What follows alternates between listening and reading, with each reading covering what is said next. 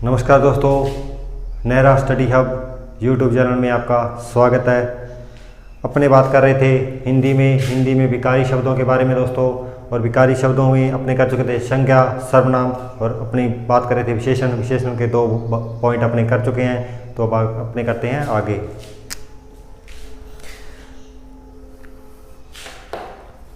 तीसरा जो भाग है दोस्तों, तीसरा जो पॉइंट है इसका है परिणामवाचक विशेषण।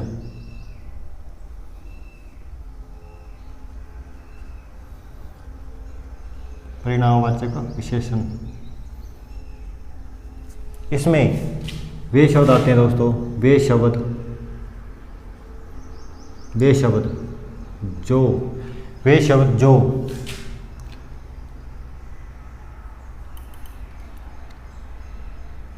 संज्ञा या सर्वनाम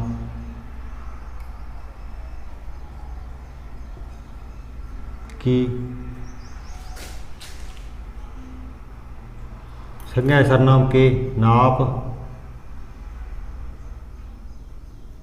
तोल और माप आदि के बारे में बताते हैं। वे शब्द जो संज्ञा या सर्वनाम के नाप, तोल, माप आदि के बारे में बताते हैं। ठीक है दोस्तों, इसमें अपनी बात करेंगे कि मैंने कहा 10 मीटर कपड़ा, 10 मीटर कपड़ा। ठीक है दोस्तों, जहाँ मैंने बात की थी कुछ आम, मैंने दूसरी बात की कुछ आम। ठीक है दोस्तों, थोड़ा पानी।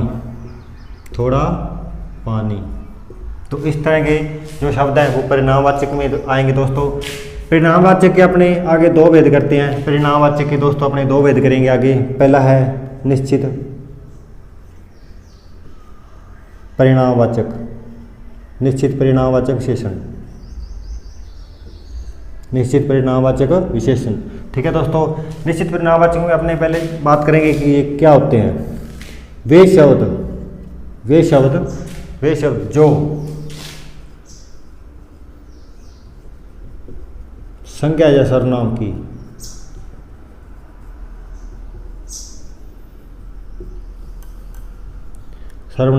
की जो निश्चित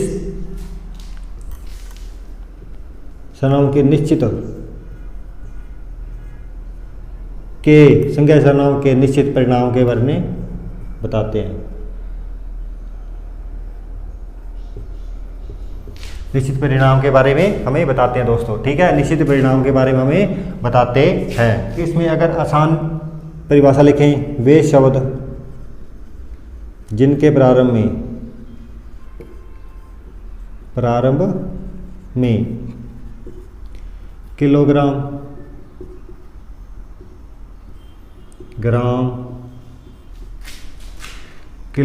ग्राम, मीटर, ठीक है, किलोमीटर या सेमी आदि लगाओ,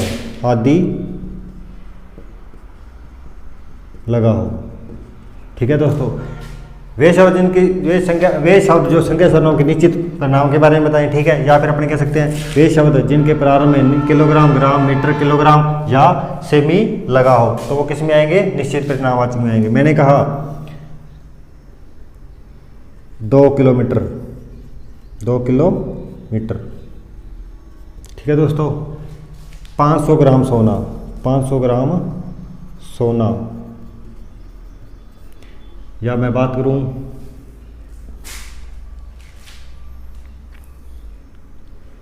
2 किलोग्राम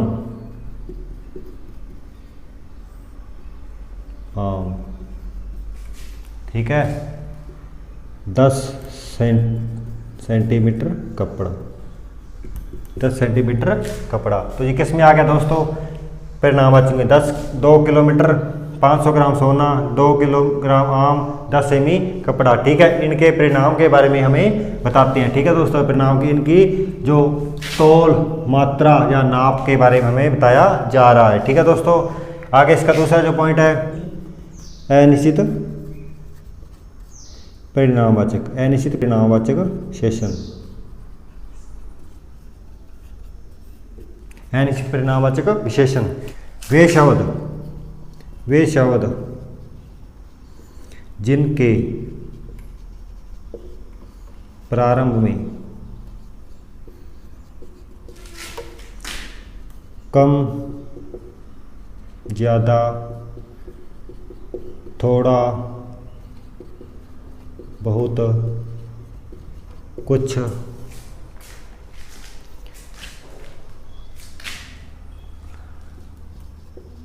अल्प, तनिक आदि कुछ लगाओ, आदि शब्द लगे हों।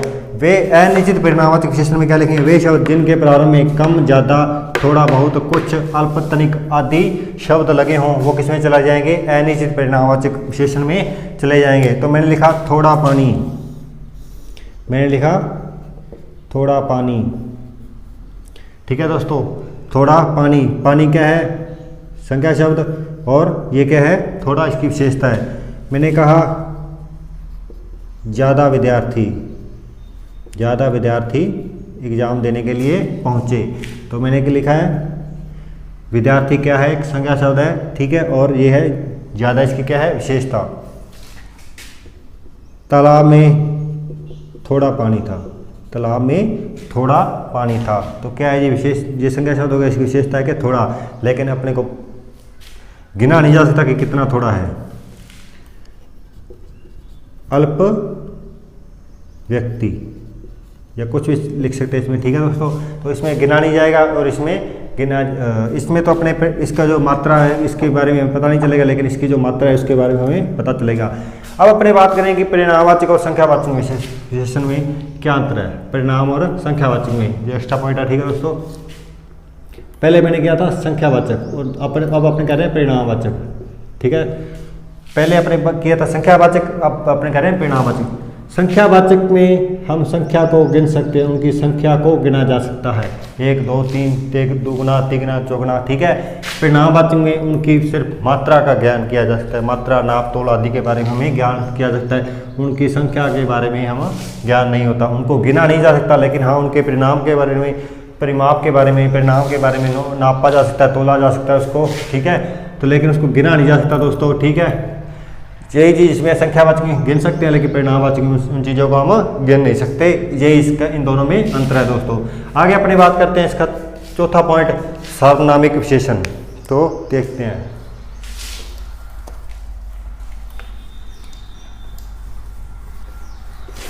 आगे अपनी बात करते हैं इस विशेषण के 4 नंबर पॉइंट की, सार्वनामिक विशेषण। सार्वनामिक विशेषण, इसमें कुछ पॉइंट लिखे हुए हैं मैंने, और इसकी परिभाषा भी लिखी हुई है, वो अपने देखते हैं। पहले मैंने लिखा है जब कोई सर्वनाम विशेषण का कार्य करने लगे, जब कोई सर्वनाम शब्द विशेषण का ही कार्य करने लगे, ठीक है दोस्तों। इसमें कुछ परिभाषा में कुछ पॉइंट लिखे हैं, परिभाषा में कुछ पॉइंट लिखे हैं, अपने देखते हैं वो। जब सर्वनाम व संज्ञा साथ साथ आए, जब सर्वनाम व संज्ञा साथ साथ आए, तो वो जो संज्ञा सर्वनाम शब्द है वो संज्ञा के विशेषण का कार्य करता है, संज्ञा के विशेषण का कार्य करता है, ठीक है।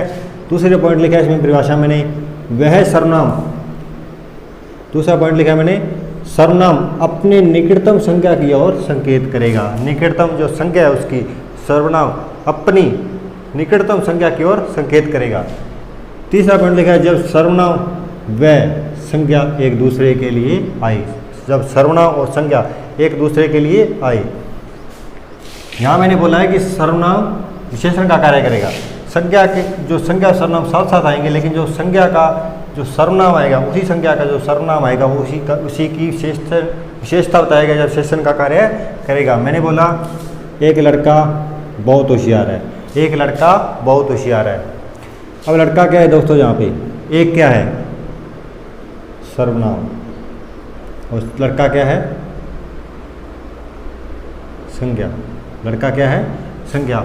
लेकिन यहाँ सर्वनाम में इसकी एक विशेषता बताई है, सर्वनाम ने इस लड़के की विशेषता की बताई है कि एक लड़का होशियार है, एक लड़का होशियार है, कि वो एक लड़का है जो होशियार है, ठीक है ना। तो उसकी विशेषता किसने बता दी, इसी के सर्वनाम ने बता दी। वह पुस्तक गांधी जी ने लिखी है, वह पुस्तक गांधी जी ने लिखी है, वह किसके लिए है, पुस्तक के लिए है। किसका सर्वनाम है ये, पुस्तक का ही सर्वनाम है ये, ठीक है। सर्वनाम शब्द किसका है, ये पुस्तक है ये, लेकिन ये सर्वनाम शब्द नहीं, किसकी विशेषता यही है, मैंने बोला कि ये पुस्तक है मेरे हाथ में, ठीक है। इस पुस्तक में से जो तीसरी पुस्तक है वह गांधी जी ने लिखी है, वो वह पुस्तक गांधी जी ने लिखी है, वह पुस्तक कौन से किसका विशेषण हो गया, वो हो गया पुस्तक का विशेषण हो गया, लेकिन है सर्वनाम इसका ही, लेकिन इसकी विशेषता बता रहा है, कई चीज़ों में इसको स्पेशलिस्ट दे रहा है, विशेष बता रहा है, कई बुकों में इसको एक स्पेशल बता रहा है, ठीक है। विशेष रूप में बता रहा है कि वही पुस्तक है जो गांधी जी ने लिखी है, तो इसकी सर्वनाम होते हुए भी इसकी क्या बता रहा है, ये विशेषता बता रहा है।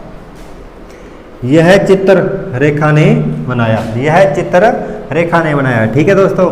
चित्र क्या है, चित्र क्या है, सर्वनाम शब्द, चित्र एक संज्ञा शब्द है, चित्र संज्ञा आ गया, यह किसके लिए है, चित्र के लिए, यानी ये सर्वनाम शब्द किसका है, चित्र का शब्द है।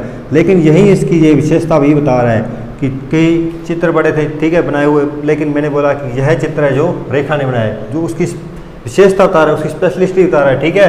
तो क्या कहेंगे इसको, इसका विशेषण कहेंगे, इसकी जो विशेषता बता रहा है, तो इसका ये सर्वनाम चित्र का, लेकिन इसकी विशेषता के रूप में इसको प्रयोग में लिया जा रहा है। उस कुर्सी को यहाँ लाओ, उस कुर्सी को यहाँ लाओ, उस कुर्सी को यहाँ लाओ, ठीक है। इशारा उसी कुर्सी की ओर हो रहा है, ठीक है, लेकिन उसकी विशेषता भी बता रहा है दोस्तों। तो कुर्सी की का सर्वनाम उसकी क्या बता रहा है, विशेषता, कईयों में उसको, कई चीज़ों में उसको अलग करके उसकी विशेषता बता रहा है।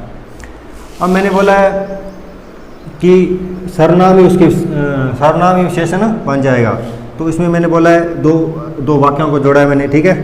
इस कमरे में ठंड है, इस कमरे में ठंड है, उस कमरे में गर्मी, उस कमरे में गर्मी।